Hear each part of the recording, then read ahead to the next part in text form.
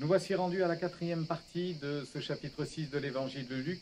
Nous avons parlé de la vraie liberté que nous obtenons en Christ.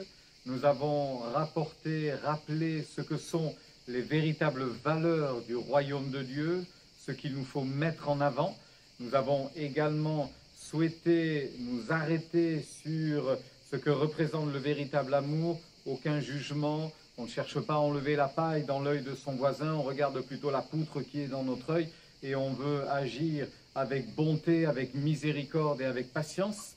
Eh bien, nous terminons avec ces quelques derniers versets qui nous parleront du verset 46 jusqu'au verset 49 de la véritable obéissance. « Pourquoi m'appelez-vous Seigneur, dira Jésus, et ne faites-vous pas ce que je vous dis?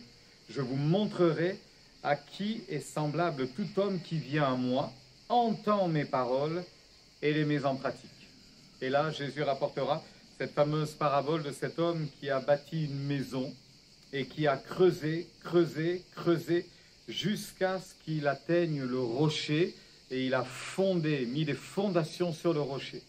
Quelqu'un qui obéit à la parole de Dieu, qui obéit à Dieu, qui obéit aux préceptes de l'Évangile, a creusé au-dedans de son âme, creusé au-dedans de lui. Il a voulu atteindre le ferme rocher et c'est là qu'il a plongé ainsi son cœur et qu'il a fixé ses racines pour pouvoir ensuite bâtir sa maison.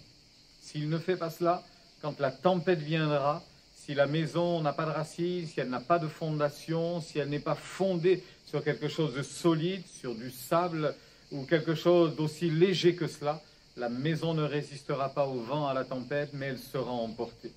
Alors c'est ainsi que nous pouvons, non pas nous devons, mais nous pouvons vivre notre vie chrétienne simplement en obéissant au Seigneur. Seigneur, apprends-moi chaque jour quelle est ta volonté. Apprends-moi chaque jour à t'être agréable. Apprends-moi chaque jour à obéir à tes commandements. Parce que tes commandements, comme dit la parole de Dieu, ne sont pas pénibles.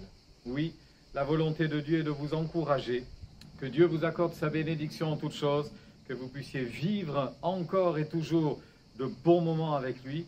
Il est fidèle et il vous gardera jusqu'à la fin.